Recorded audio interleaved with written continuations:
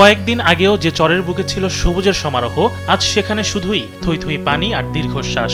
উজানের পাহাড়ি ঝলে হঠাৎ করেই ফুলে উঠেছে যমুনা নদী। যমুনার আকস্মিক পানি বৃদ্ধিতে মুহূর্তেই পাল্টে গেছে বগুড়ার ধুনট উপজেলার ভান্ডারবাড়ি ইউনিয়নের চরাঞ্চলের দৃশ্যপট।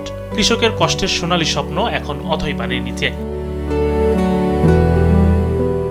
একসময় ধুধু অনাবাদী বালুচর হিসেবে পরিচিত এই অঞ্চলে পলি পরে গড়ে উঠেছিল কৃষির নতুন সম্ভাবনা। স্থানীয় কৃষকদের অক্লান্ত পরিশ্রমে হরেক রকমের সবজি ও ফসলের আবাদে বদলে গিয়েছিল পুরো চরাঞ্চলের অর্থনৈতিক চিত্র। কিন্তু প্রকৃতির এই আকস্মিক রোষে সব ভেস্তে যেতে বসেছে।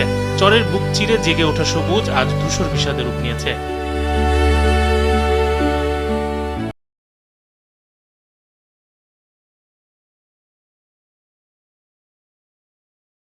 কৃষকরা জানান, চরের জমিতে অনেক কষ্ট করে ফসল আবাদ করেছেন তারা, কিন্তু হঠাৎ পানি বাড়ায় সব অনিশ্চিত হয়ে পড়েছে।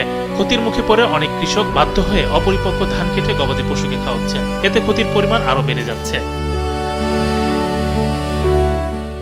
কোনো কথা না দেন না, পানি বেড়ে আমার ধান চলে গেছে, কাটা খুব কষ্ট, কাটাই যায় না, ডুবেই গেছে ধানগুলো। এতদিন ধরে ধান আবাদ করছি, এই ধানগুলো খায় গেছে। চরে যারা আবাদ করছি তারা যে ক্ষতিগ্রস্ত হয়েছি, তাতে আমরা সরকারিভাবে কোনো সাহায্য না করলে পারে আমরা ক্ষতি পোষাতে পারবো না।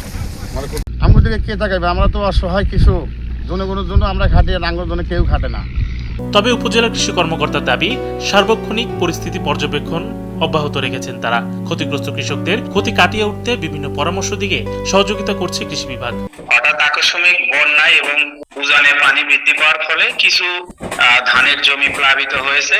সেগুলো যদি আবার এই পানিটা খুব দ্রুত চলে যায়, সেক্ষেত্রে আমরা ক্ষতিগ্রস্ত কৃষক খুব কম ক্ষতিগ্রস্ত হবে এবং ধানগুলো রিকভারি করতে পারবে।